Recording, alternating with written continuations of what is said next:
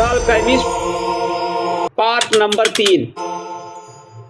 कभी कभी ये जिंदगी इंसान को दूसरा मौका भी देती है कि क्या इंसान फिर से अपना सपना चुनता है या फिर यहीं से थक हार कर वो वापस हो जाता है।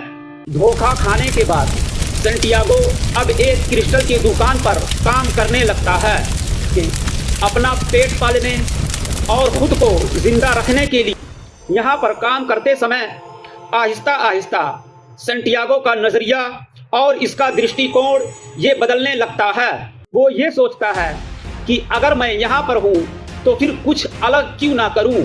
दुकान को सजाता संवारता, क्रिस्टल बाहर लगाता फिर अंदर रखता और बिक्री के नए नए तरीके बदलता रहता। दुकान वाला पहले कुछ हिचकिचाता लेकिन बाद में ये भी मान जाता और अब सेंटियागो की गाड़ी जे पटरी पर आहिस्ता आहिस्ता आने लगती और सेंटियागो की जेबें फिर से भर जाती हैं। उसके पास इतने पैसे हो जाते हैं कि वो फिर से अपनी भेड़ें खरीद सकता था। लेकिन एक दिन सेंटियागो के अंदर से एक आवाज़ आती है कि क्या यही तुम्हारा सपना था, क्या यही तुम्हारा मिशन और टारगेट था। दुकानदार होता है, इसे कभी कभार हज यात्रा के लिए सपने भी आया करते लेकिन इसने कभी कोशिश नहीं की।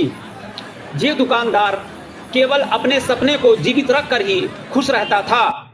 और सेंटियागो कभी कभार ये सोचता कि सबसे बड़ा डर ये नाकामी और असफलता नहीं है, बल्कि सबसे खतरनाक और डेंजर होता है अपने चुने हुए सपने को अधूरा छोड़ देना।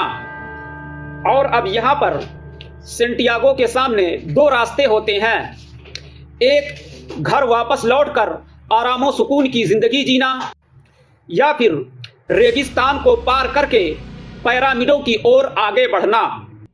और फैसला करना इस बार और मुश्किल होता है कि अगर वो यहीं पर रुक गया और यहीं से वापस लौट गया तो उसकी आत्मा उसे हमेशा ये याद दिलाएगी कि इसने कोशिश को अधूरी छोड़ दी थी। तो उसका मन लगातार अंदर से कचोटता रहेगा और इसीलिए वो एक बार फिर एक रिस्क और चैलेंज चुनता है कि इंसान का असली दुश्मन नाकामी और असफलता नहीं है। असली शत्रु हमारे अंदर आराम और कंफर्ट लाइफ होता है। अगले प्रेजेंटेशन में जे सेंटियागो रेगिस्तानी सफर एक अंग्रेजी आदमी के साथ करता है और कहानी अब और गहरी और दिलचस्प होने वाली है।